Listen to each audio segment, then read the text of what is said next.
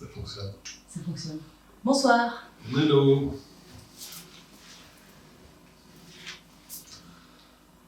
Bienvenue sur ce live de l'école des cordes. On va attendre un petit peu qu'il y ait du monde qui se connecte. On va voir s'il y a déjà des questions ou pas. Oui, on va commencer par annoncer le live tranquillement. Bienvenue à toutes et tous. Donc, je rappelle les règles du live, bienveillance et tolérance envers tous. Si vous vous parlez dans les commentaires, vous êtes libre de nous poser des questions. On essaiera d'y répondre en cours de live au fur et à mesure. Et on a déjà un paquet de questions auxquelles répondre qui nous ont été posées durant l'été et en prévision de ce live. Bonsoir.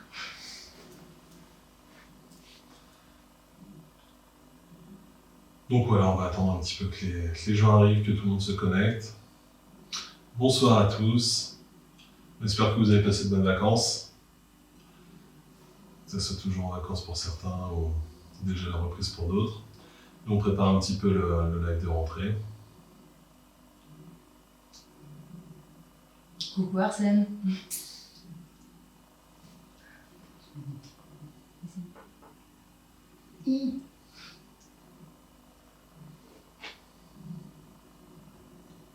Bon, et puis on peut commencer quand même tranquillement.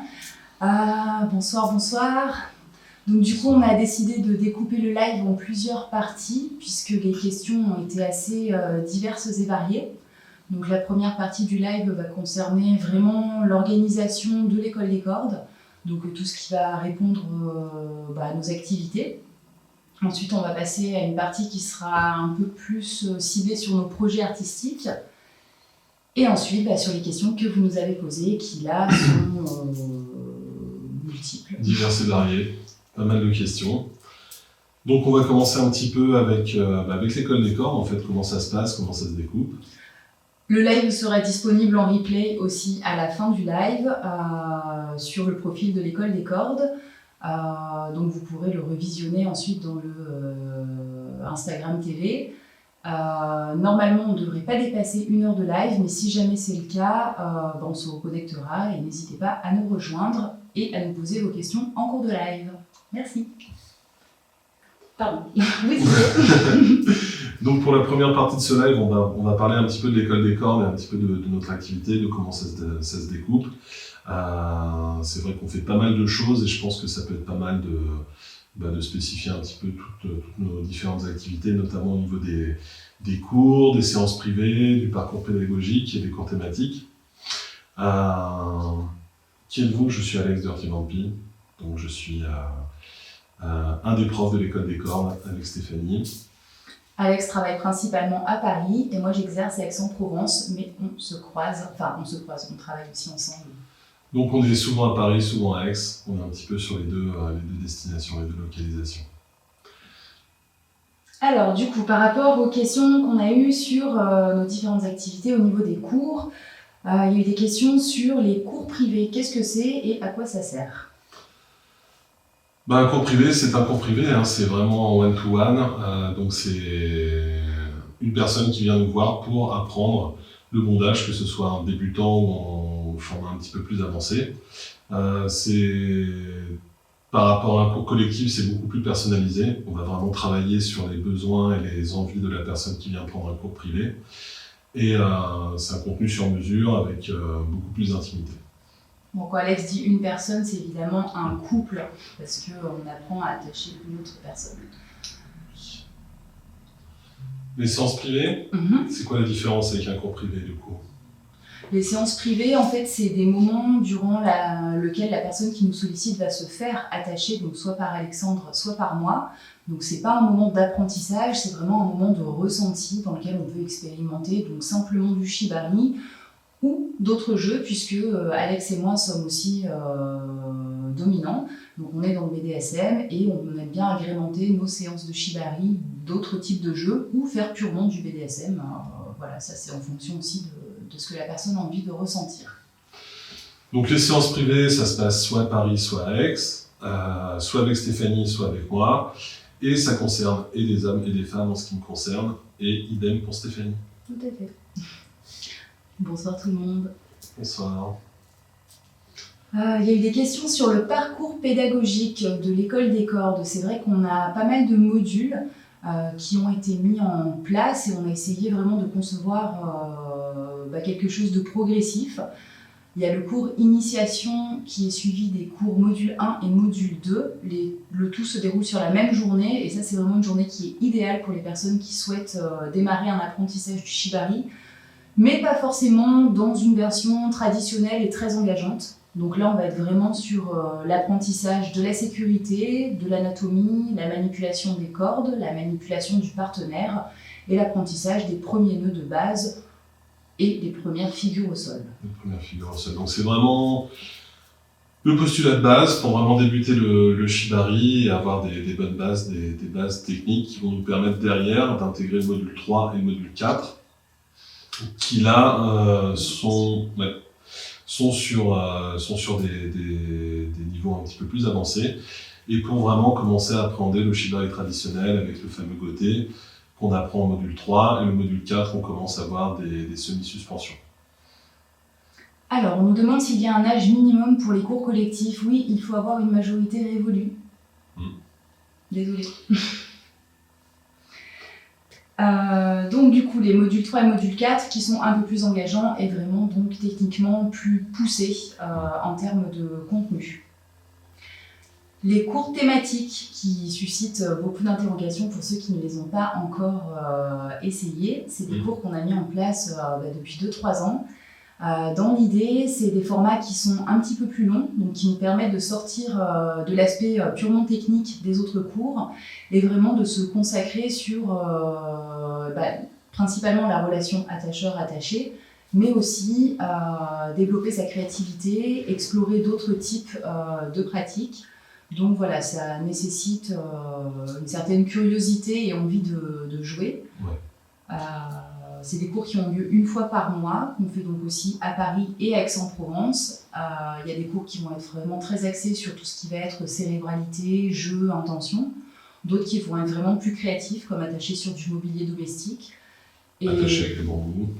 Et d'autres qui vont être beaucoup plus extrêmes, comme le workshop de début septembre. Alors, quand je dis extrême, c'est toute proportion gardée, mais pour apprendre, par exemple, à jouer avec des jeux de respiration, des jeux de noyade, ou apprendre à attacher en extérieur, par exemple. Absolument. Il y a une petite question. Est-ce qu'on peut faire le module 3 et 4 sans passer par le 1 et le 2 ? C'est possible, mais dans ces cas-là, il va falloir nous envoyer des photos de ce que vous savez déjà faire ou nous expliquer un petit peu votre parcours. Voilà, un petit peu votre parcours. Si vous avez pris des cours, avec qui, pour être sûr que vous ayez le niveau pour intégrer le module 3 et 4 et pour ne pas retarder la classe en fait. Il y a quelque chose qui est vraiment important aussi par rapport à l'initiation, c'est qu'elle ne concerne pas que les attacheurs, elle concerne aussi les personnes qui se font attacher et c'est vraiment important que ces personnes-là puissent participer et entendre les informations parce que les attacheurs ont déjà beaucoup de choses à apprendre et à penser durant le cours et donc du coup les informations qui ne les concernent pas directement, des fois ils oublient un petit peu de les restituer ou ça va être restitué d'une manière un peu plus approximative. Donc c'est vraiment important pour les personnes qui souhaitent se faire attacher de pouvoir participer à ce cours, de pouvoir poser des questions, de pouvoir ressentir en vue d'aller plus loin. Bon, puisque c'est vraiment d'actualité, on va parler aussi un petit peu de la crise du Covid et de ce qu'on fait un peu par rapport à ça. En fait, on a déjà des cours qui sont relativement réduits en termes de nombre de participants, parce qu'on préfère avoir une approche personnalisée et on n'est pas dans une usine en fait. Donc on prend déjà relativement peu de couples par rapport à d'autres structures. Et qui plus est, maintenant, on va vraiment limiter encore le nombre de couples par session pour respecter des distances de sécurité.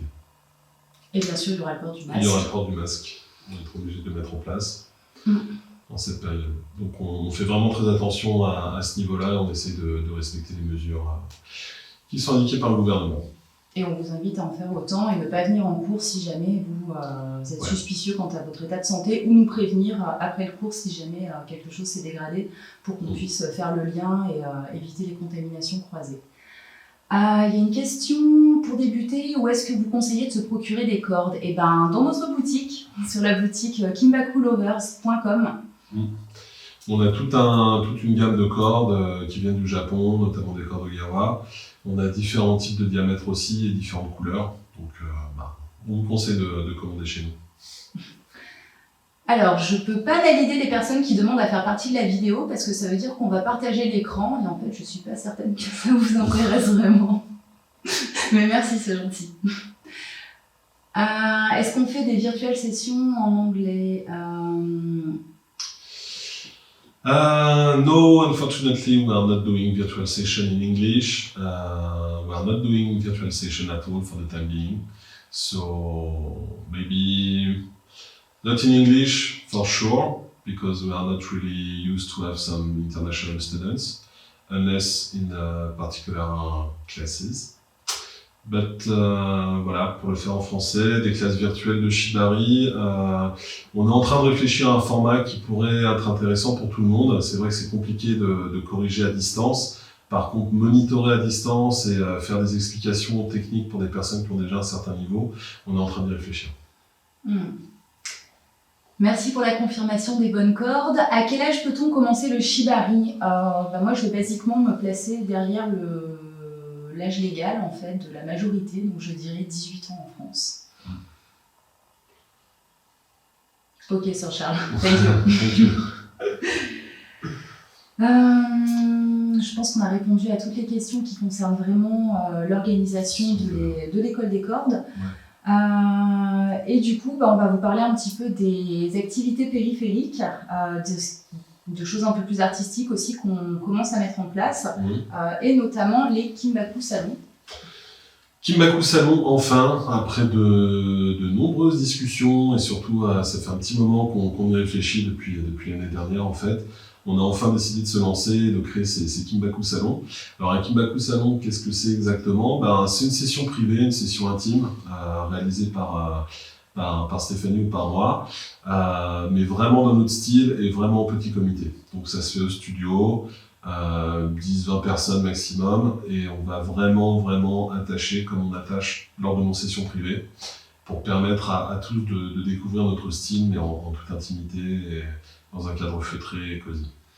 Donc c'est pas du tout une performance comme ce qu'on peut voir en extérieur, même si on n'a pas franchement l'habitude d'une part déjà de performer, et c'est vraiment pas notre tasse de thé, et d'autre part de préparer des performances, parce que pour nous c'est pas des spectacles.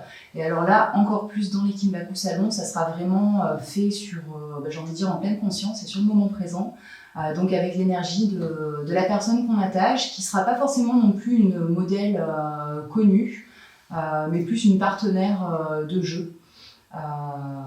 Plus ou moins expérimentée, et c'est pas forcément l'expérience aussi son expérience qui fera l'intensité de la session, mais parfois même son inexpérience.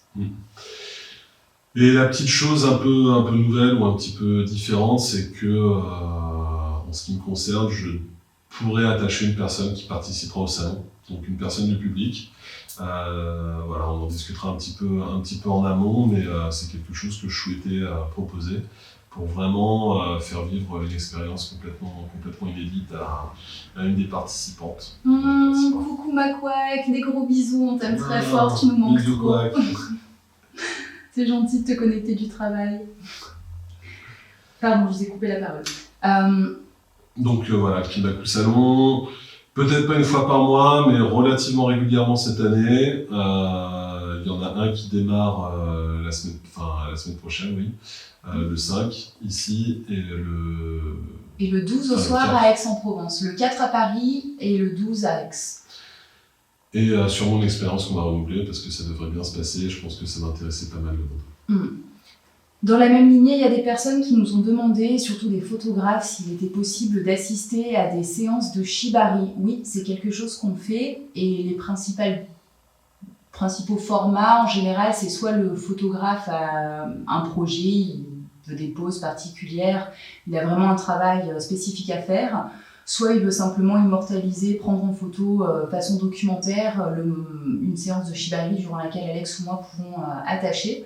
Donc ça se fait, voilà, n'hésitez pas, contactez-nous par mail, Alex ou Steph, selon vos préférences, et c'est tout à fait possible d'organiser cela, on en discute en privé. Bonsoir, quelle tenue porter quand on va être attaché pour un cours collectif? Excellente question, merci. Pour pour l'attacheur et pour l'attaché, une tenue souple et confortable et sans armature pour la personne attachée. Je pense notamment à tout ce qui est baleine de soutien-gorge ou de bustier. Ouais. Et, je conseille pour les modèles un petit short plutôt qu'un legging. À la longue, on s'est rendu compte que c'était quand même beaucoup plus simple d'attacher sur des jambes nues que sur un legging. Et si vous n'avez pas de petit short, un legging en coton plutôt qu'en matière synthétique. Ça, c'est pour si vous avez envie d'une tenue qui soit un peu neutre. Ouais. Évidemment, si vous venez dans nos cours, il y a les cours techniques et il y a les cours créatifs, enfin thématiques. Là, dans ces cas-là, on conseille des tenues qui se prêtent au jeu. Donc, du coup, tout ce qui va être petite jupe, chemisier, robe, tout ce qui peut se déboutonner, dévoiler tranquillement, progressivement son partenaire est plus que bienvenu parce que le shibari, encore une fois, ce n'est pas que des nœuds, c'est de l'intention envers son partenaire. Et que dégrafer une brassière de sport, c'est pas très érotique. Par contre, dézipper lentement une petite robe, ça, c'est déjà beaucoup plus excitant. Et pour les messieurs, parce que c'est souvent une question qui revient, c'est vrai que... alors, je vais pas dire qu'il y a moins de possibilités, parce que les messieurs peuvent aussi porter des robes. Ils peuvent aussi se faire attacher. Ils peuvent aussi se faire attacher, hein, bien évidemment. Mais la plupart des hommes qui viennent en cours optent pour un t-shirt ou torse nu et un boxeur. Chez nous, la nudité totale dans les cours collectifs n'est pas autorisée, mais la nudité partielle, donc le topless pour les hommes et pour les femmes, est complètement autorisée. Et en cours privé, là, dans ces cas-là, on en discute, mais c'est un peu plus souple. C'est un petit peu comme on veut. Et oui, c'est l'instant pub. C'est l'instant pub. Le tome 2 est enfin sorti, le tome 2 de l'art de Shibari. Notre petit bébé à nous. Le deuxième. La famille s'agrandit. Est enfin sorti, il est disponible. C'est vraiment la suite du 1 avec toujours le travail sur des bases de Shibari au sol, avec beaucoup de tutos, beaucoup de vidéos, beaucoup de photos. Il y a beaucoup de tutos, mais beaucoup de photos, beaucoup de retours d'expérience. Notre philosophie aussi à l'intérieur de ce livre. Et on est vraiment content qu'il soit sorti. C'était attendu. Et on espère qu'il vous plaira autant que le premier. Par rapport aux questions qu'il y a eu, oui, c'est toujours du travail au sol. On a vraiment pris le choix de ne pas enseigner de suspension, que ce soit dans les tutoriels vidéo ou dans les tutoriels plus écrits, plus imagés. Tout simplement parce que ces tutoriels-là, c'est des supports de cours, ça ne remplace pas un cours, donc ça peut vraiment vous redonner toutes les notes en step by step de ce qu'on voit en cours ou d'autres choses, mais il faut vraiment venir en cours, surtout quand on démarre, pour pouvoir être corrigé, pour pouvoir vraiment prendre le temps de ressentir, de faire et refaire, plutôt que d'apprendre chez soi un geste qui ne sera pas forcément exact. Et à terme, c'est quand même beaucoup plus difficile de se défaire d'une mauvaise habitude que d'en prendre une dès le départ. Déjà dans ma bibliothèque, je le conseille à tous. Merci, c'est adorable. Déjà dans notre bibliothèque. Ok, thank you. Qu'est-ce qu'on peut dire d'autre sur Ouais, on s'est dit qu'en plus de faire un livre, on allait faire des tutos vidéo. Du coup, ils sont déjà tous en ligne sur le site de l'école des cordes, écoledescordes.com. Où on a repris en vidéo toutes les patterns et tous les tutos qu'on montre dans les livres. Donc si jamais vous êtes plus visuel encore, vous avez besoin de voir les mouvements, peut-être d'appréhender un petit peu mieux les tensions, on peut le voir sur les tutos vidéo. Et par rapport à la commande des livres, si vous voulez les commander sur notre site ou directement dans notre école, c'est super, donc c'est kimbakulovers.com. Effectivement, on le trouve dans des librairies ou chez le géant mondial de libraires sur internet, mais c'est penser aux auteurs, c'est pas un métier facile, et donc du coup c'est bien de soutenir vos artistes et vos auteurs en commandant directement chez eux. Sur la boutique Kimbaku Lovers toujours. Auriez-vous une masseuse tantrique à conseiller pour couple? Merci par avance. Alors oui, le tantra, on commence à s'y intéresser, mais pas au point d'avoir suffisamment de contact pour l'instant. C'est quelque chose qu'on va développer, mais pour l'instant plus dans notre pratique personnelle que professionnelle. Donc je vous invite à regarder sur Google et faire votre propre recherche. Voilà, malheureusement, ouais. Tuto vidéo payant, oui. Oui. Ah oui, il faut bien vivre. C'est du boulot, c'est beaucoup de boulot en fait.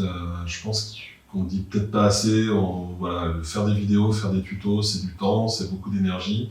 Et du coup, on fait payer la plupart de nos productions. Par contre, c'est un petit abonnement à 12 € par mois. Merci pour la réponse, et de rien. Et bah, du coup, si on a fini sur ce genre de questions, on va pouvoir passer à des questions plus personnelles qui nous ont été posées. Notamment sur quel type de profil est-ce qu'on aime attacher. En ce qui concerne les pratiques BDSM, avez-vous des limites en ce qui concerne le fétichisme des pieds? J'y répondrai plus tard. Alors, quel profil est-ce qu'on aime attacher? Ce qu'on aime particulièrement attacher comme personne, c'est vraiment des personnes qui s'intéressent à la culture, à la philosophie du Kinbaku. On aime des personnes qui se renseignent vraiment sur ce que c'est que le bondage japonais traditionnel, ce que ça implique, les notions de gêne, de gêne, d'exposition, de souffrance. Ça, c'est vraiment quelque chose qui nous plaît, parce que c'est vraiment ce qu'on pratique. Et on a besoin en fait d'avoir des personnes qui s'intéressent déjà un petit peu à toute cette culture pour pouvoir bien s'imprégner et donner un petit peu le même genre d'émotions et avoir envie de se faire attacher de cette manière lorsqu'elles nous rencontrent.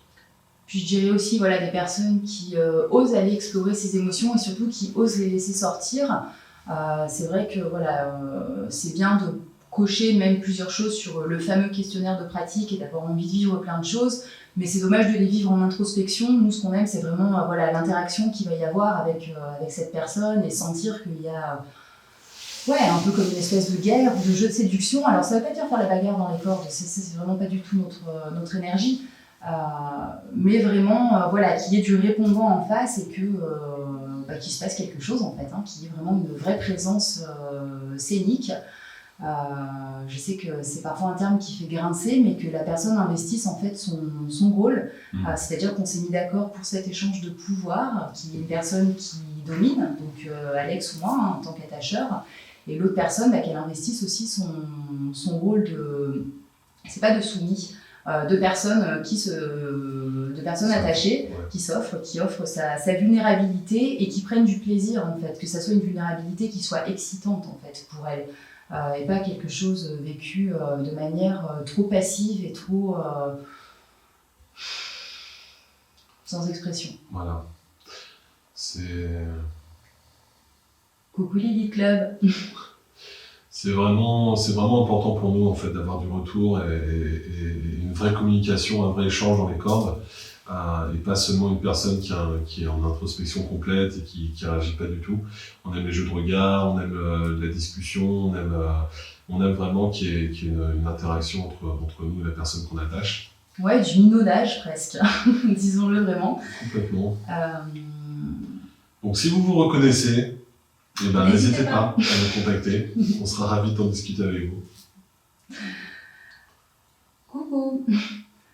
Ensuite, on a eu des questions plus générales sur la morphologie, la souplesse, le genre et le poids. Donc là, c'est vraiment ce qui concerne les personnes qui se font attacher. C'est vrai qu'il y a pas mal de croyances de ce côté-là.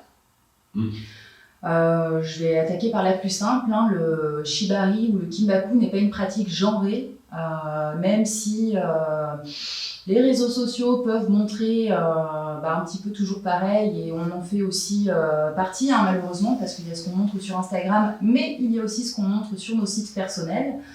On attache autant d'hommes que de femmes, et ça c'est important de le souligner. Chacun a droit à se faire attacher.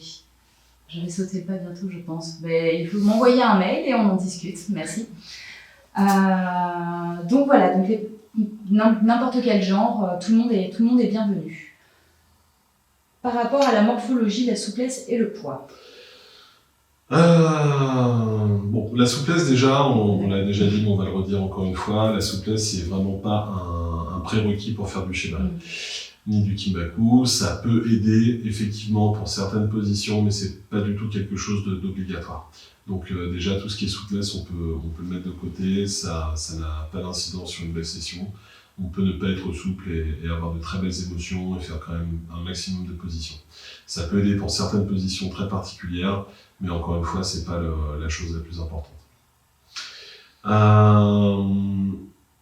On en était sur... Par rapport aux morphologies. Par rapport aux morphologies.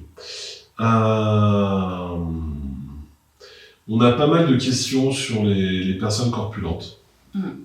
Ça revient régulièrement. Il n'y a pas de souci pour attacher les personnes corpulentes. Par contre, on ne peut pas tout faire avec les personnes qui ont un gabarit un petit peu hors norme. Je suis bien placé pour savoir, pour en discuter avec vous. 1m90, 125 kg pour l'instant. Donc je pense avoir un gabarit un petit peu hors norme. Malgré tout, Stéphanie m'a suspendu.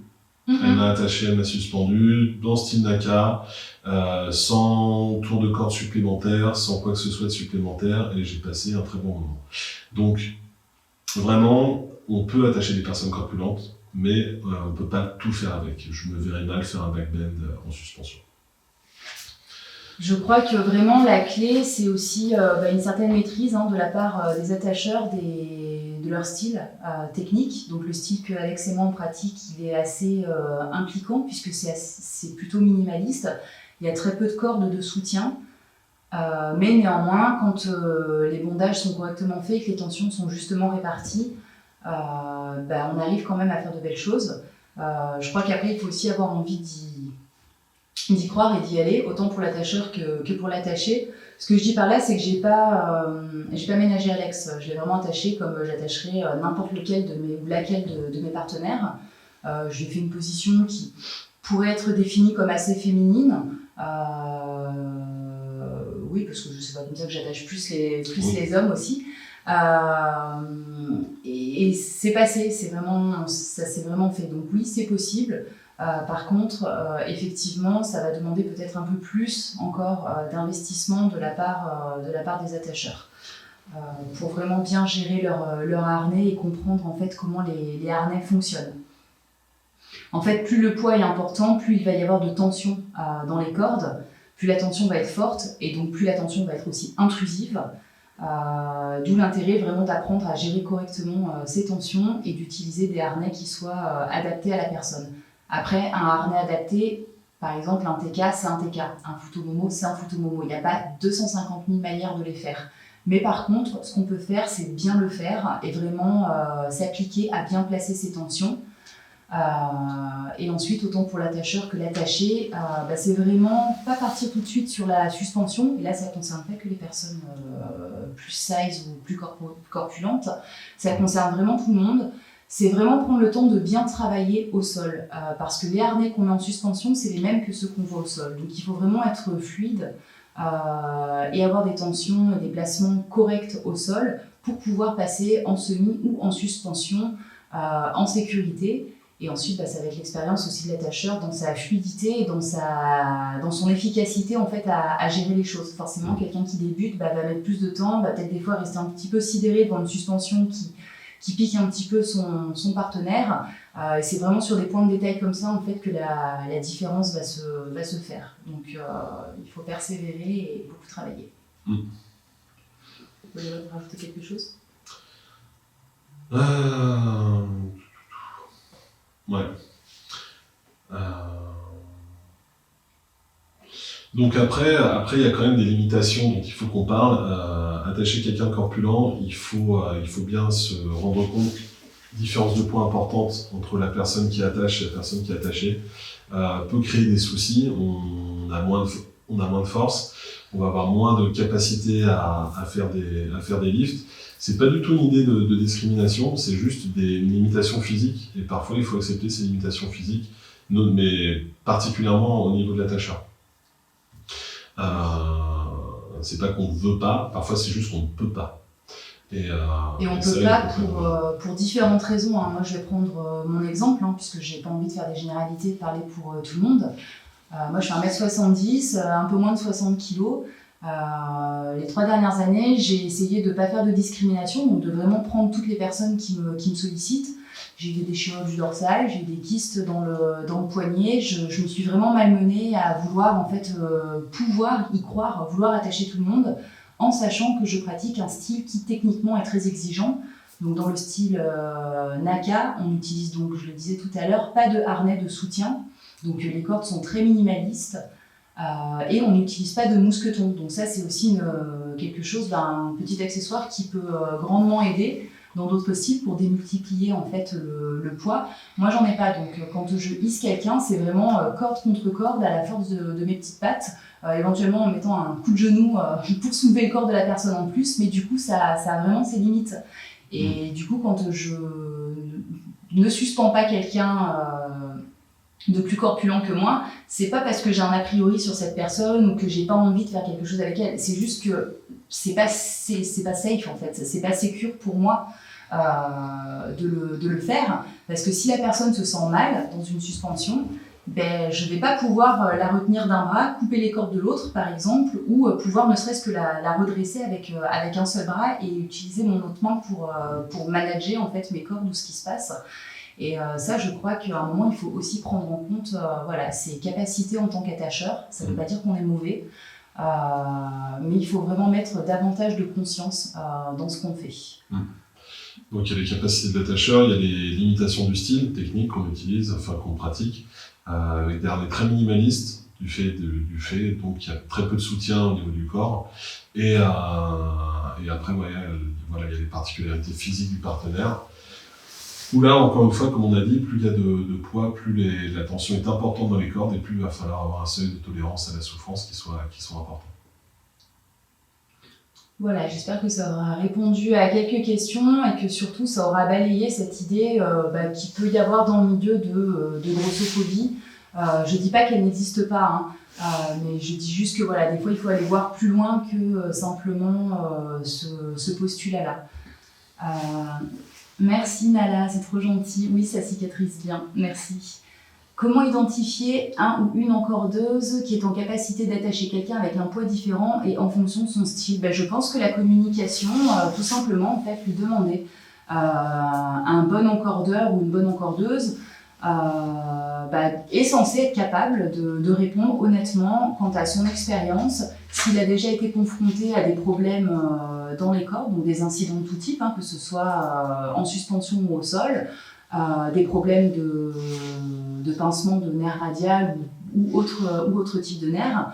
Mais je crois vraiment que les personnes qui se font attacher doivent assumer aussi cette responsabilité et ne pas se confier à la première personne. Donc la première personne, c'est souvent la plus proche ou le copain qui démarre. Ça peut être très sympa, effectivement, mais il faut aussi en fait vraiment s'enquérir de qu'est-ce que la personne est capable de faire et ne pas voir les limites comme quelque chose de limitant, mais comme quelque chose de sécurisant aussi. Et choisir en conscience de se dire, voilà, moi ma limite elle est là, et à partir de là, je ne suis plus en zone de confort. Donc, si on explore cette zone d'inconfort, explorons-la en conscience et partageons les risques.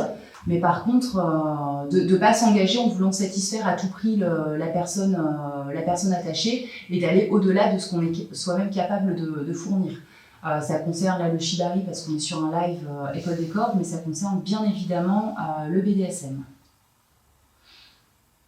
J'espère que ça a répondu à la question. Il y avait une question tout à l'heure par rapport au yoga et à la respiration. Ah oui, je vais revenir un petit peu en arrière. Il n'y a pas besoin. C'est intéressante. Est-ce que le yoga Kundalini et le travail de respiration et des blocages peuvent aider à relâcher quand on débute le shibari? Comme le yoga, alors j'ai pas envie de le catégoriser dans les activités physiques, pour moi c'est quand même vraiment autre chose que ça, mais néanmoins le yoga et toutes les activités physiques donc, qui vont mobiliser le corps et donc la respiration, évidemment que ça aide. Ouais, ça aide complètement, ça aide. Le shibari c'est quand même un jeu de respiration en soi, il y a de la compression au niveau de la cage thoracique. Du coup, on va être un petit peu dans des jeux de respiration, on va avoir un peu plus de mal à respirer, notamment sur des positions très contraignantes ou des suspensions. Et le travail du souffle, notamment grâce au yoga, ça peut aider fondamentalement, oui. En fait, ce qui va se passer, c'est qu'on a souvent des harnais qui enserrent la poitrine et les côtes, donc on ne peut pas avoir une respiration horizontale en fait, sur le côté. On va vraiment devoir plus visualiser une colonne d'air. Ça, c'est vraiment pour la respiration classique. Après, quand on est dans des positions plus... Pas du tout. Quand on est dans des positions plus en torsion, là, on apprend aussi à respirer, effectivement, comme en yoga, j'ai envie de dire, par tous les pores de la peau, par les orteils, par les cheveux. Voilà, donc le travail respiratoire, en fait, ça prend vraiment au fur et à mesure de la pratique. Et c'est pour ça que c'est intéressant de ne pas forcément aller trop vite vers la suspension, mais de vraiment déjà apprendre à gérer ça au sol, en semi-suspension, avant d'aller plus loin. Alors, je réponds rapidement là, sur la personne qui me relance sur la question sur le fétichisme. On n'est pas vraiment sur un live là sur le BDSM et le fétichisme. Du coup, si vous êtes intéressé par mes prestations en tant que dominatrice, je vous invite à me contacter par mail ou directement sur mon profil Instagram. Merci. Est-ce qu'on a des lectures à conseiller aux novices concernant l'histoire du Kinbaku et plus particulièrement du style qu'on pratique? Allez, je vous la laisse. En fait, il n'y a pas énormément d'écrits. Ouais, il n'y a pas énormément d'écrits en français. On a plus des sources en anglais en fait. Donc il y a Kinbaku Today. Ouais, c'est un site. Le site kinbakutoday.com qui a vraiment une multitude d'articles sur tout le Kinbaku et le bondage japonais traditionnel qui sont vraiment très intéressants. Ça reprend des interviews, ça parle de différents attacheurs et c'est vraiment un très bon site qu'on vous conseille. Il y a aussi Bergborg, c'est Kokoro Kinbaku, je crois. En tout cas, il est sur Facebook, Bergborg. Bergborg, donc qui est une personne qui est passionnée par le Kinbaku et qui a créé un site où il reprend, en fait, il fait des reviews de différents livres, que ce soit photos ou autres, et qui est vraiment très intéressant. C'est une mine d'informations vraiment super. Il organise aussi des conférences. On a eu le plaisir d'aller passer 3 jours en sa compagnie à Turin. Il a organisé aussi à Paris, à l'atelier Simonet. Voilà, c'est vraiment une mine de savoir. Il est ultra intéressant. Donc allez le voir. Ça c'est pour les lectures, donc évidemment il y a nos livres, mais là on est sur quelque chose de plus tutoriel, même si j'ai mis pas mal de retours d'expérience à l'époque où je me faisais attacher, donc sur la manière dont je pouvais vivre et intellectualiser les choses, enfin ressentir les choses plutôt. Sur le style qu'on pratique en lui-même, non, il n'y a pas tant de choses sur le style d'Akira Naka. Néanmoins, on peut aussi faire un petit peu de pub pour la chaîne Robflix. Donc c'est comme Netflix, mais en mieux.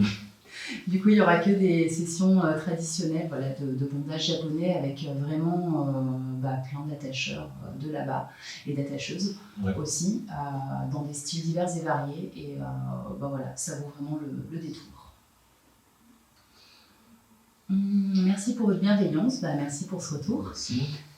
Par quoi ou comment débuter de manière à apprendre et prendre du plaisir à encorder? Je suis néophyte complet pour le moment. Et je dirais en venant dans un de nos cours.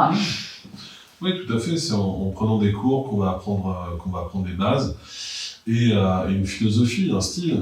Du coup, le mieux pour apprendre, c'est pas apprendre un nœud, c'est pas apprendre la technique, c'est quand même apprendre l'intention, la connexion, le rapport avec son partenaire. Et pourquoi on attache? Voilà, la grande question à se poser, c'est pourquoi on attache, pour qui on attache, comment on attache, et pas seulement les bases techniques.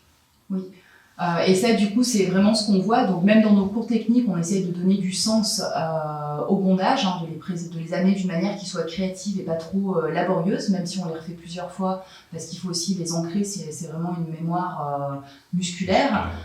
Mais on remet vraiment cette technique au service de la créativité et de la relation attacheur-attaché. Et puis comme on le disait en début de live, il y a les cours thématiques qui permettent d'aller plus loin aussi dans cette exploration. Voilà, mais le maître mot c'est vraiment de prendre du plaisir, et c'est vrai que le plaisir il vient une fois qu'on a un minimum de technique, parce que même si au début on attache en freestyle, on se rend rapidement compte que ça a ses limites en termes de sécurité et en termes de on tourne en rond parce qu'on ne sait plus quoi faire. Voilà. Merci infiniment pour votre réponse, mais de rien. Coucou Chloé. Est-ce qu'il faut un partenaire pour venir en cours? Et oui, puisque le shibari, l'idée c'est d'attacher quelqu'un. Du coup, c'est bien d'avoir un quelqu'un. Néanmoins, pour le cours initiation, on a fait en sorte que les personnes seules puissent venir. Pour l'histoire du Kimbaku, les briefs de sécurité, les notions de consentement et les premiers nœuds de base, on a fait en sorte que même une personne seule puisse venir. Donc pour le cours initiation, et c'est le seul cours de ce type, on peut venir seul. Et éventuellement pour les cours privés, en tout cas pour moi dans le sud, je travaille avec une ou deux modèles qui peuvent se rendre disponibles. Modalité à voir par mail, en privé, mais du coup voilà, pour les personnes seules, je peux éventuellement trouver une modèle pour les cours d'initiation et débutants au sol, pas pour les cours de suspension. Alors, merci pour toutes ces questions, et du coup, on avait d'autres questions sur... du coup, vous l'avez récupéré. Ok. Est-ce qu'on a tout bien préparé? Pourquoi est-ce qu'on ne voit pas plus de personnes corpulentes ou d'hommes en photo et pourquoi on n'enseigne pas à encorder tout type de corps? C'est une question qui est très intéressante, qui nous a été posée par écrit, en amont, par rapport à la visibilité des personnes attachées, qu'elles soient corpulentes ou de sexe masculin, ou tout ce qui n'est pas dans les normes, on va dire, donc la jeune fille souple et dénudée. Déjà, je dirais qu'il ne faut pas confondre la virtualité et la réalité. J'en ai un peu parlé tout à l'heure, il y a ce qu'on voit sur les réseaux sociaux, et puis il y a ce qui se pratique aussi plus en privé. Déjà, Alexandre et moi, on a un Instagram qui est effectivement assez normé, même si on essaye de présenter d'autres choses. Et on voit bien que quand on présente d'autres choses, en fait, on a une grosse chute d'audience. Donc à un moment, on a choisi aussi d'investir ce moyen de communication. Donc du coup, l'idée, c'est même de faire grandir l'audience. Et c'est pour ça qu'on publie des livres de photos, qu'on a un site personnel dans lequel on peut voir des photos d'autres personnes peut-être moins normées, mais aussi des shootings et des sessions qui sont moins lissées et moins aseptisées, donc des choses dans lesquelles on va plus loin. Voilà, donc il faut faire attention à ne pas faire de généralité, c'est là où je veux en venir, simplement en se basant sur ce qu'on peut voir sur les réseaux. Notamment sur Instagram ou Facebook, où il y a beaucoup de censure, et on est obligé de présenter vraiment des choses qui soient toutes lisses et bien polissées. Ça ne veut pas dire qu'on ne fait pas d'autres choses avec d'autres types de personnes. Ensuite, il peut y avoir une autocensure, malheureusement, des personnes, qu'elles soient corpulentes ou qu'elles soient de sexe masculin, ou même une autocensure en fait, de qui que ce soit. Soit parce qu'elles estiment que déjà elles sont confrontées en fait, dans la vie de tous les jours à des discriminations, à des regards jugeants et qu'elles n'ont pas envie de prendre ce risque, en tout cas à ce moment-là de leur trajectoire. Ça ne veut pas dire qu'elles ne le prendront pas plus tard, mais des fois voilà, c'est déjà un pas énorme en fait, pour elles d'oser nous contacter, rester dans l'écran, d'oser nous contacter ou de contacter un attacheur, mais on va vraiment parler que de nous. C'est déjà un premier pas pour elles et ensuite peut-être que ça va amener à autre chose, mais des fois elles ne veulent même pas de photos tout court, simplement ressentir les corps parce qu'en fait c'est un véritable travail en fait que d'être ok avec son image. Enfin moi je le bosse beaucoup en fait en thérapie, en sexothérapie. Oui, forcément pour une nana comme moi, oui c'est plus simple en fait parce que je suis très normée en fait comme fille et du coup je me pose peut-être un peu moins de questions que d'autres personnes. En tout cas j'y suis moins confrontée. Et je peux vraiment entendre que quelqu'un ait du mal déjà à se lancer dans la pratique du shibari et qu'elle n'ait pas forcément envie de photos et qu'elle ne le fasse pas forcément pour des photos ou pour le mettre sur des réseaux sociaux. Il faut se rendre compte que certaines personnes ont juste envie de garder leur intimité et ce type de pratique qui est quand même une pratique sexuelle et de l'ordre du SM pour elles et n'ait pas forcément envie de voir des photos publiées sur des sites ou sur des réseaux. Ça ne veut pas dire qu'elles n'assument pas aussi, des fois c'est juste une question de simple intimité. La plupart des personnes qui nous contactent, qu'elles viennent dans nos cours ou dans nos sessions privées, elles sont clairement ok avec l'idée que le shibari est une pratique qui est quand même corporelle, plutôt érotique, avec un minimum de connotation, alors je ne vais pas dire SM, mais en tout cas d'échange de pouvoir. Et donc pour elle, en fait, se faire attacher, ça relève du registre de la sexualité, même si on n'est pas sur une sexualité génitale, même s'il ne va pas y avoir passage à l'acte, on est quand même dans une sphère qui va être sensorielle, qui va être cérébrale. Et du coup, tout le monde n'a pas forcément envie de partager ça avec du public, en fait. Voilà, je pense que ça peut être une des réponses. On a eu aussi une question sur... pourquoi on n'enseigne pas comment encorder tous les types de corps, donc par rapport au type de harnais qu'on enseigne. On a pris des petites notes. Ouais. Donc... Ok. Par rapport au type de harnais enseigné. Ouais, par rapport au type de harnais qu'on enseigne, on ne va pas forcément apprendre à attacher des personnes corpulentes. En fait, tout simplement parce qu'il n'y a pas de technique particulière dans notre style pour attacher des personnes qui sont hors normes ou plus corpulentes. Nos harnais, les harnais qu'on enseigne, fonctionnent tels qu'ils sont. Et dans notre style technique, on n'a pas besoin de faire de modifications particulières. Voilà, après il y a des styles qui autorisent effectivement des harnais de soutien, donc qui vont venir en complément pour pouvoir supporter le poids de la personne. Il y a des styles qui autorisent la pose de mousqueton, donc ça va aussi permettre de mieux gérer le poids. Mais nous, dans notre style, voilà, il n'y a pas tout ça et ça s'enseigne aussi sur les personnes qui sont plus corpulentes. Après, on ne peut pas l'enseigner systématiquement parce que, en fait, on ne peut pas faire un cours dessus puisqu'on n'a pas forcément cette demande-là, on n'a pas forcément ce public. Néanmoins, quand on est en cours, évidemment qu'on adapte ce qu'on propose à la personne qui en fait la demande et qu'on va chercher à réfléchir ensemble à qu'est-ce qui fonctionne et qu'est-ce qui ne fonctionne pas. Mais là, pour moi, ça va au-delà de la corpulence ou du genre de la personne, en fait. C'est simplement que même si les harnais sont dans la structure tous les mêmes, on doit les adapter de toute façon à la personne qu'on attache. On adapte toujours le gabarit, ouais. On adapte toujours nos harnais au gabarit. Et du coup, c'était une question qu'on nous avait posée, mais il n'y a pas de particularité par rapport aux personnes plus corpulentes. Merci beaucoup pour notre retour et notre honnêteté. Oui, de rien en fait, c'est normal. On est comme ça. Non, mais voilà, on est aussi honnête. Nous, on est professionnels, donc du coup, il y a ce qu'on montre aussi professionnellement, puis il y a ce qu'on fait aussi dans notre sphère plus intime. Qu'il y a des choses non normées. Ok, est-ce qu'on peut nous trouver sur FetLife? Oui, tout à fait, à Stephdo et Dirty Von P. Merci pour la personne qui a répondu. Mais vous n'aurez jamais ce public s'il n'a pas les moyens de venir. Mais il a les moyens de venir, en fait. Nous, nos cours, tous nos événements, tout ce qu'on peut organiser, en fait, est ouvert à tout le monde. Mais par contre, c'est vrai qu'on ne va pas, ça c'est un choix de notre part, communiquer en faisant un cours spécial personne hors norme ou spécial homme ou spécial personne maigre. Moi, j'ai pas du tout envie de ghettoiser en fait ce public-là. Tous nos événements sont LGBT friendly, sont pour tout le monde en fait. Et en fait, non, c'est plus fermé aux personnes qui sont réfractaires à l'ouverture d'esprit, tout simplement. Mais après, on s'adapte en fait sur le moment en fait. Voilà, en tout cas, c'est notre, c'est comme ça qu'on voit les choses.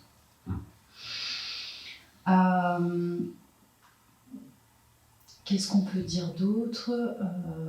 Oui, et pourquoi c'est pas enseigné? J'avais eu cette question-là. Il faut aussi faire la différence entre être un attacheur et être un enseignant. Même s'il y a des attacheurs qui enseignent, ils ne sont pas forcément aussi enseignants de base. Donc la pédagogie, c'est pas forcément le fort de tout le monde, hein, c'est quand même une compétence qui se travaille. Même quand c'est pour être enseignant de shibari, oui, c'est un véritable métier. Et ensuite, il y a effectivement une différence entre ce qu'on peut faire dans sa sphère privée et ce qu'on peut enseigner dans sa sphère professionnelle. Moi, j'enseigne pas quelque chose que je masterise pas, en fait. Par masteriser, j'entends avoir pratiqué plusieurs fois et me sentir assurée dans ce que je fais. Pas forcément assurée que sur le geste technique, mais assurée aussi sur la gestion d'un problème. Donc ça aussi, c'est un critère qui est important à prendre en compte, c'est que les enseignants ne sont pas non plus dieux ou des magiciens, hein, ils ont aussi leurs propres limites. Et ça me paraît honnête aussi de dire qu'on peut nous-mêmes avoir des limites et pas s'envoyer sur tout type de contenu. C'est important d'insister sur l'ouverture d'esprit aux genres, au gabarit dans ce milieu où le respect est un des piliers fondateurs. Oui, tout à fait. Merci de le souligner. Alors, il nous reste 10 petites minutes de live. J'aimerais bien qu'on ne dépasse pas pour ne pas vous obliger à vous reconnecter. Du coup, on va passer aux questions suivantes. C'était sur les risques physiques à se faire attacher. Est-ce qu'il y a des risques physiques pour les personnes qui se font attacher ? Effectivement, il y a plusieurs risques généraux. On peut parler de compression sanguine ou compression nerveuse. Ça, c'est vraiment les bases en shibari, où effectivement, vu qu'on compresse principalement les muscles et qu'on met une certaine tension dans les cordes pour ne pas qu'elles glissent, il y a cette compression sanguine qui peut être importante, qui n'est pas dangereuse en soi, mais il faut faire attention à certaines contre-indications. Par exemple, les varices, ça serait un petit peu ennuyeux de mettre trop de tension, trop de compression sanguine quand on a des varices. Et de faire attention au nerf radial, bien sûr. Moi, je dis bien sûr, mais c'est quand même un des risques principaux pour notre pratique. Donc, il y a des risques à se faire attacher, il y a des risques en tant que personne qui se fait attacher. Donc il faut bien les avoir en compte, bien les prendre en compte, et c'est pour ça qu'il faut venir en cours pour qu'on vous explique bien en détail, ce qu'on ne va pas faire ici maintenant, mais les risques qu'on peut rencontrer lorsqu'on se fait attacher. On peut quand même préciser qu'il faut faire extrêmement attention aux articulations. Moi je dirais de garder un certain alignement de la colonne vertébrale. On voit de plus en plus de styles un petit peu freestyle où on essaye de désarticuler la personne. C'est pas une bonne idée en fait. Le corps est pas fait pour être désarticulé. Surtout dans le shibari en fait. Il vaut mieux le compresser et le tordre, enfin le compacter et le tordre plutôt que de se dire tiens j'ai une marionnette à disposition, je mets une corde là, je tire, je regarde ce que ça fait, je vais essayer de pousser le corps dans des choses à l'extrême. On peut le faire, mais pas n'importe comment, en fait. Ouais. C'est quand même vraiment éviter, on peut très vite faire mal en jouant sur les articulations et sur les positions qui ne sont pas naturelles. Alors, pardon, je lis les commentaires en même temps. J'ai envie de poursuivre l'apprentissage du shibari, j'aime vraiment votre travail et votre philosophie, merci, et bienvenue dans nos cours. Quand est-ce qu'on peut vous revoir chez les méta pour une démo ? Et bien justement, il va falloir qu'on programme ça, je crois qu'ils étaient demandeurs, donc affaire à suivre, et puis probablement l'occasion de dédicacer notre deuxième livre. Règle numéro 1, sécurité coupe-corde. Oui et non. Ça on peut le développer en cours, mais une personne qui est en suspension, déjà une corde à couper c'est très très difficile, et puis quand il y a une main qui est occupée à couper, ça veut dire qu'il y a la deuxième main qui doit retenir le partenaire. Donc il vaut mieux être plutôt sûr de ce qu'on a fait comme bondage et de pouvoir le détacher calmement que d'en venir au fait de couper ses cordes et d'avoir à gérer d'autres problèmes de sécurité par la suite. Est-ce qu'il est possible de s'exercer sur un mannequin articulé ? Non. Très mauvaise idée. Pourquoi ? Parce que ce n'est pas un corps, en fait, et qu'il ne va pas faire de feedback. Il n'y aura aucun feedback par rapport à la compression sanguine, par rapport à la compression nerveuse.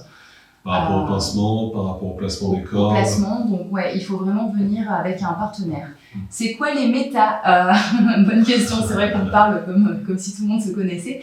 C'est la boutique Métamorphose Philéa Création qui est à Paris, une superbe boutique dédiée au BDSM. Et comme je crois qu'on n'a pas le droit de faire de pub, du coup je vais dire qu'il y a aussi la boutique Démonia qui fait d'autres choses très bien dans le BDSM à Paris.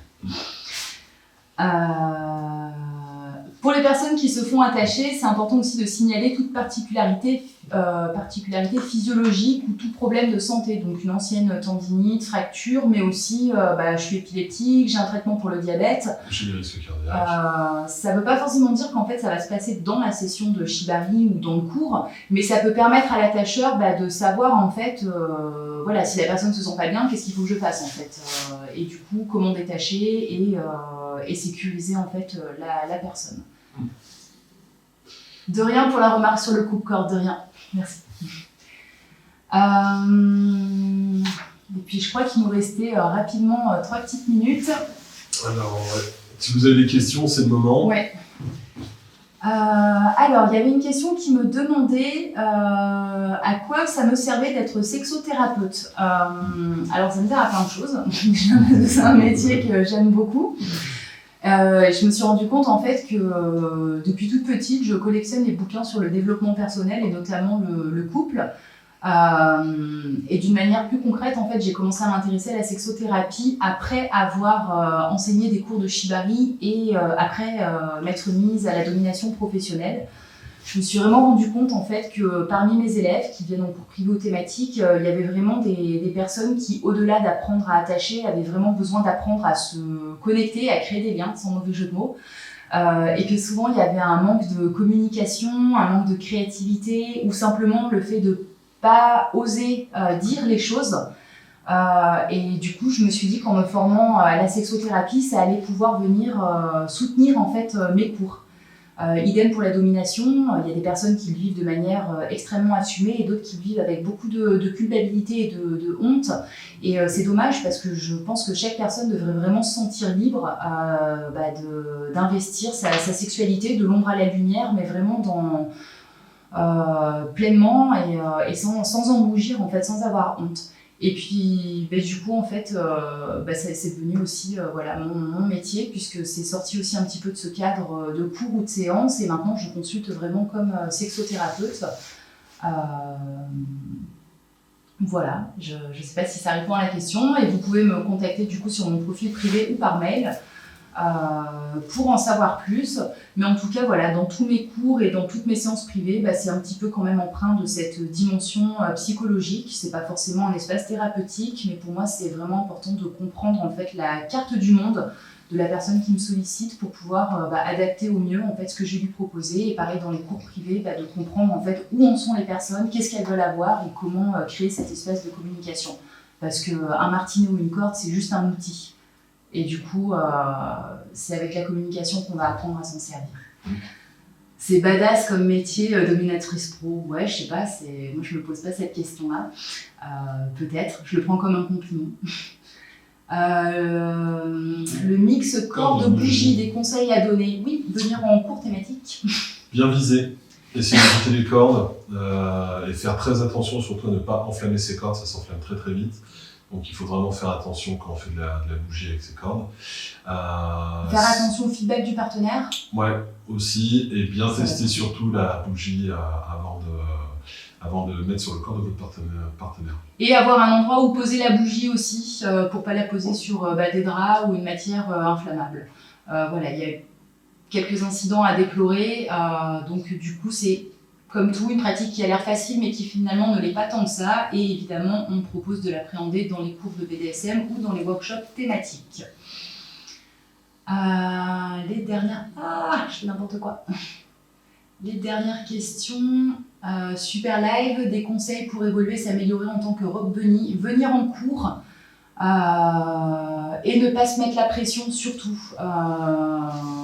C'est des choses qui viennent avec le temps et avec la confiance qu'on a avec son partenaire. Prendre le temps d'évoluer dans les cordes, pas aller trop vite. Pas aller tout de suite sur des suspensions compliquées ou sur des choses trop techniques. C'est surtout développer sa confiance avec son attacheur et développer une vraie intimité, une vraie connexion. Alors là, je réponds très vite. Quelles études je suis passée pour devenir sexothérapeute ? J'étais déjà thérapeute de métier, j'ai un cursus socio-professionnel, donc du coup je me suis spécialisée en sexothérapie et j'envisage à terme de me spécialiser en psychopathologie. Est-ce que je travaille sur les aversions sexuelles ? Oui, je travaille sur tout type de problématiques et quand je ne connais pas la problématique, j'en informe la personne et je me renseigne.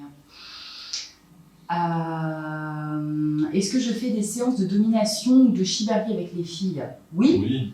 Est-ce que Alex fait des séances de domination ? Oui, aussi. Je suis aussi dominateur et je fais des séances de domination, tout à fait. Avec des débutants, pour de la découverte ou avec des personnes un petit peu plus avancées qui ont envie de pratiques un petit peu plus extrêmes. Voilà, donc tous les deux, on prend vraiment grand plaisir. Je pense que c'est ce qui se sent, c'est à vraiment accueillir les personnes qui sont novices, que ce soit dans le BDSM, le shibari, les prendre par la main et leur montrer les bases. Mais pour autant, on apprécie aussi de jouer avec des personnes plus expérimentées, qui ont envie de choses plus extrêmes. Voilà, mais en tout cas, vraiment, les personnes novices, n'hésitez pas. Et on nous a demandé si on recevait des couples. Eh bien oui, tout à fait. Donc que ce soit en cours de BDSM ou de Shibari, mais aussi des couples qui souhaitent partager un moment sans être dans une dynamique d'apprentissage. Ça va couper dans 26 secondes, on se reconnecte tout de suite, sinon on vous aime et merci d'avoir suivi ce live qui sera disponible en replay sur la chaîne de l'École des Cordes. Donc oui, on peut aussi attacher, la demande c'est souvent que madame se fasse attacher pendant que monsieur regarde, et évidemment c'est très excitant pour nous d'avoir un petit public voilà, de spectateurs, donc n'hésitez pas. J'ose la question, un peu de promo pour la boutique. Ah, j'ai pas le temps de répondre. Qu'est-ce qu'on fait? Ah, ça se reconnecte? Alors. Tac. Tac. Ah, putain. On peut pas... Fuck. Ouais, je suis laissée.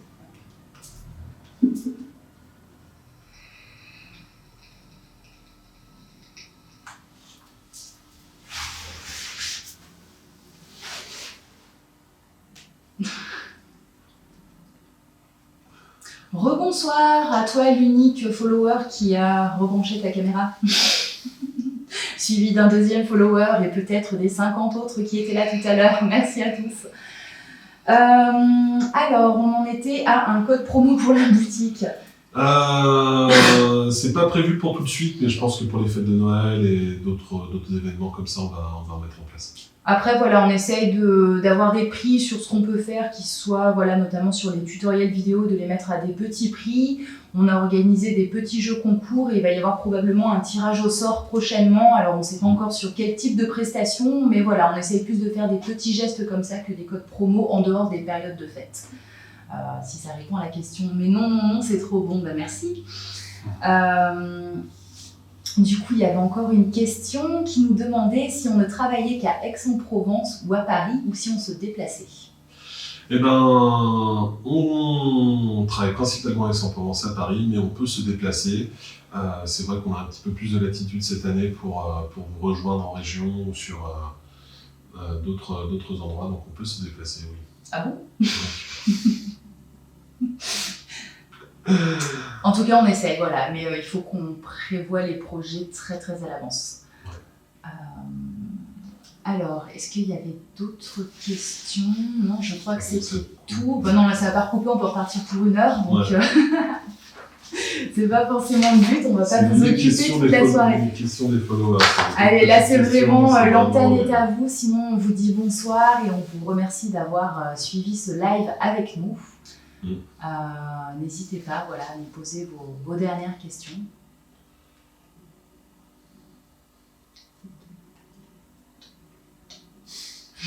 Ok.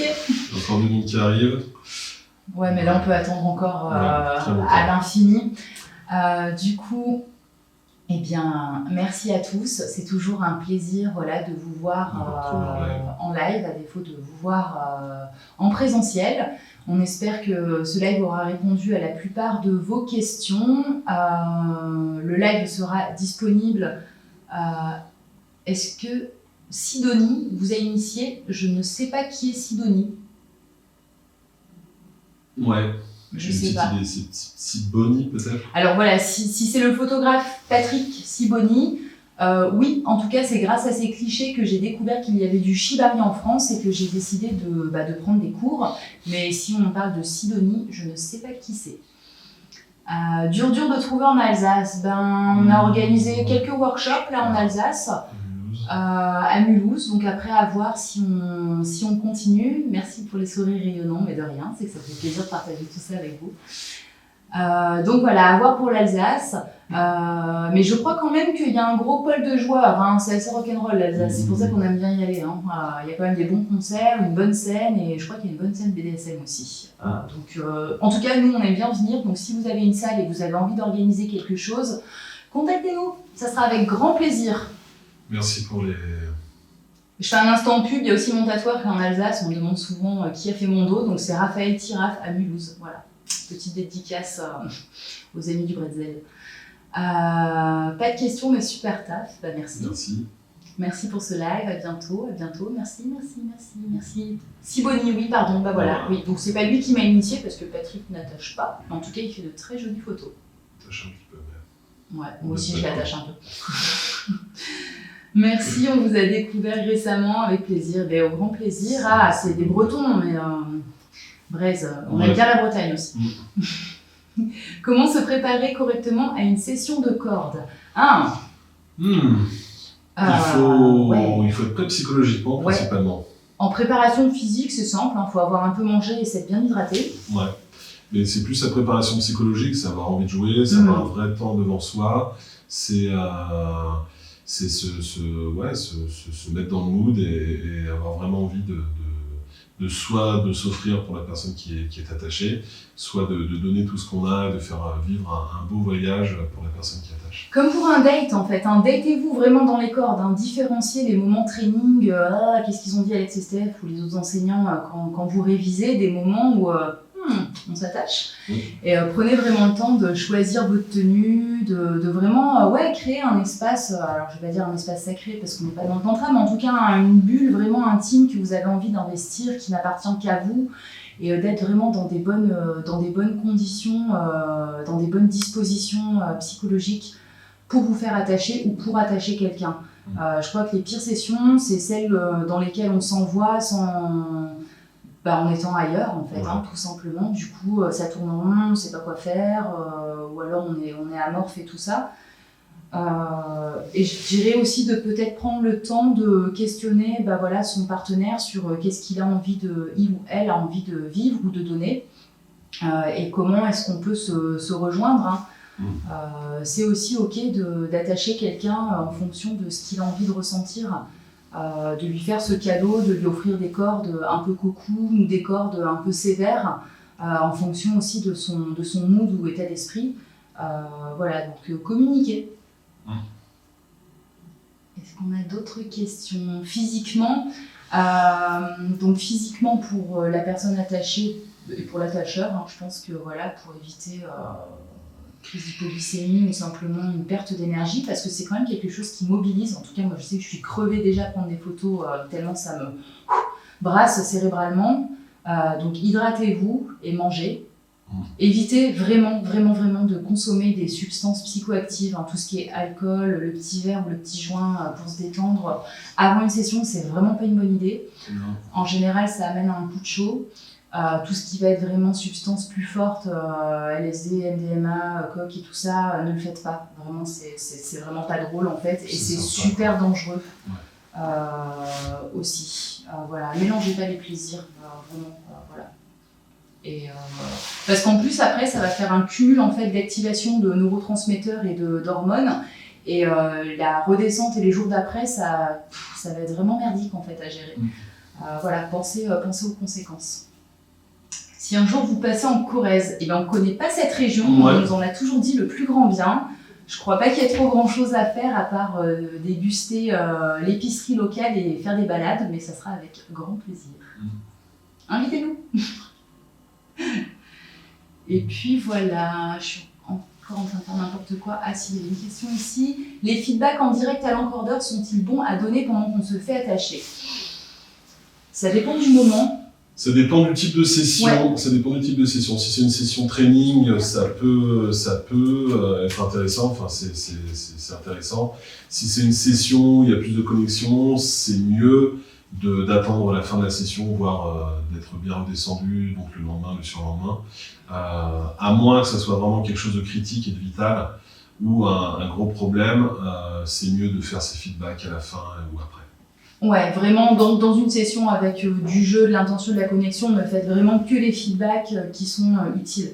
Quand vous êtes vraiment en danger ou très très inconfortable. Mais par contre, si c'est la corde me pince un petit peu, y a un moment, le shibari ou le BDSM, c'est pas fait pour être confort, ou il faut aussi s'envoyer un petit peu. Les feedbacks à chaud, c'est toujours très compliqué, on sait d'expérience. Oui. C'est souvent source de prise de tête, et du coup, il vaut mieux aller gérer ça dans son coin, sauf si ça a été extraordinairement bien.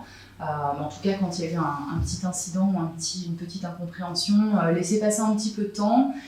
Et petit point sur le feedback, c'est pas une agression à l'autre, hein. Mettez-vous en mode CNV, donc communication non violente, et voyez-le vraiment comme un sandwich, hein. Donc il y a vraiment la première tranche de pain où on va dire quelque chose de quand même positif, il va y avoir le petite tranche de fromage où, bon là ça c'était pas top, et puis il y a encore une deuxième couche de pain où là il y a des pistes d'ouverture et de réflexion pour la suite. Mais un feedback, ça doit être quelque chose qui nourrit la personne et de préférence qui la nourrit quand même positivement et qui lui donne envie de revenir jouer avec vous, plutôt que t'es nul, tu sers à rien et tu comprends rien. Ouais, ça c'est pas un feedback en fait. C'est quelque chose de négatif. Coucou Manu. Ouais, Manu. Salut Manu, d'accord, t'as décidé de venir nous pourrir le live, dire bonjour toutes les 5 minutes. CCS. Daru Manu qui est un très bon tatoueur sur Paris. Daru Manu, c'est celui qui a fait le tatouage d'Alex, tout son dos. Voilà, comme ça on aura cité Raphaël Tiraf et Daru Manu, on sera au complet. Il y a de très beaux tourtous en Corrèze, oui, et des arbres, et on adore les arbres. Merci Skorek. Welcome when you want. La communauté Core n'est pas énorme, on est super sympa et on a de super spots. On n'en doute pas. On n'en doute pas, ouais. Et c'est vrai que ça peut être sympa de passer. Ouais, carrément. En séance d'apprentissage, il doit... Ah oui, d'accord, pardon, les feedbacks. En séance d'apprentissage, ils doivent être permanents. Alors, permanent... Pas forcément. Pas une logorée permanente. Ouais, il faut que ce soit constructif. Mais par contre, oui, ils doivent être réguliers. Ouais. Alors moi je me place un peu dans la position des deux, mais de l'attacheur et de l'attaché je veux dire. Mais c'est quand même super désagréable. Enfin ce que je vois souvent en cours en fait c'est l'attaché qui essaye de faire à la place de l'attacheur, parce que forcément il a vu et entendu la scène, l'explication. Des fois il l'a comprise différemment parce que l'attacheur est déjà... En fait là on parle vraiment de process d'apprentissage, hein. L'attacheur il est vraiment en train d'essayer de comprendre ce que l'enseignant lui donne. L'attaché, il n'aura pas le stress de devoir refaire le truc. Donc forcément, sa compréhension, elle va être plus rapide, pour peu qu'en plus, il arrive à se repérer spatialement un peu plus facilement. C'est ultra pénible, en fait, quand l'attaché vient mettre ses doigts et essaye de le faire. Donc ça, vraiment, les attachés, c'est plutôt moyen. Retenez-vous. C'est difficile, mais il faut y arriver. C'est très infantilisant, presque castrant par rapport à votre attacheur. Et c'est le genre d'attitude qui peut faire rapidement, en fait, monter des tensions. Et pas donner envie à l'attacheur de vous attacher. Donc s'il ne sollicite pas votre avis, essayez de vous abstenir de « je te l'avais bien dit » ou « non, c'est pas comme ça ». Voilà, mettez-vous d'accord vraiment sur qui peut intervenir et comment. Vous verrez que du coup, même vos trainings seront plus constructifs en fait. Voilà, ça c'est vraiment le petit conseil qu'on peut vous donner. Et les attacheurs, n'essayez pas d'être dans votre toute puissance. Quand vous êtes en training, vous êtes là pour réviser, l'attaché sait que vous êtes en train d'apprendre, donc ça sert à rien aussi d'essayer de bluffer son monde et de faire celui qui sait quand on ne sait pas. À un moment, il faut aussi, c'est une relation de confiance qui se nourrit mutuellement, il faut aussi être capable de dire à son attaché j'ai fait de la merde, ou je sais pas où est-ce que j'en suis, ou ils ont dit quoi, est-ce que tu peux m'aider? Ça sert à rien d'essayer de passer en force en fait et de s'enferrer à faire des conneries. Parce que quand on démarre sur une connerie, la suite ne peut être qu'une suite de conneries. Pas mieux. Pas mieux. D'accord, merci. Désolée, hein, je suis un peu cash, mais ça fait partie aussi des feedbacks d'enseignants. Et je fais n'importe quoi avec mon live, je vois plus les commentaires. Ok, c'est tout bon. Est-ce qu'on a répondu à tout? J'arrive plus. Ouais, je crois qu'on a fait un petit peu le tour. En Bretagne, on a des menhirs, ouais. Et des petites chapelles trop bien pour venir faire du shibari. C'est dur d'attacher sur un menhir, ouais. Faire un tour de France version Kimbaku, comme on vous a demandé partout. Eh ben, on va essayer de faire ça, une cagnotte avec une année sabbatique, et puis se promener de spot en spot. Ça pourrait être sympa. Vous respirez la bienveillance et vous êtes assez rassurant. Merci à vous. Et merci pour ce gentil feedback. Et puis voilà. Bon, bah, je pense qu'on a fait le tour, on va pas vous embêter plus longtemps. Merci beaucoup, merci à tous de nous suivre et de nous soutenir, ça fait vraiment chaud au cœur. Merci pour vos questions, c'était très pertinent et c'est toujours un plaisir d'y répondre. Et puis voilà, au plaisir de vous recroiser ici, sur nos profils perso ou dans nos cours, un peu partout en France. Donc le live sera disponible en replay pendant 24 heures sur la chaîne de l'École des Cordes. Ouais. Et puis merci encore. Sur GTV. Bonne soirée à tous, au plaisir. Salut. Bye.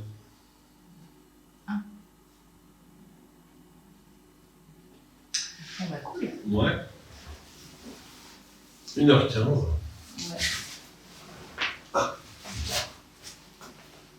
Putain mais qu'est-ce que vous avez là? J'ai une patte folle. C'est un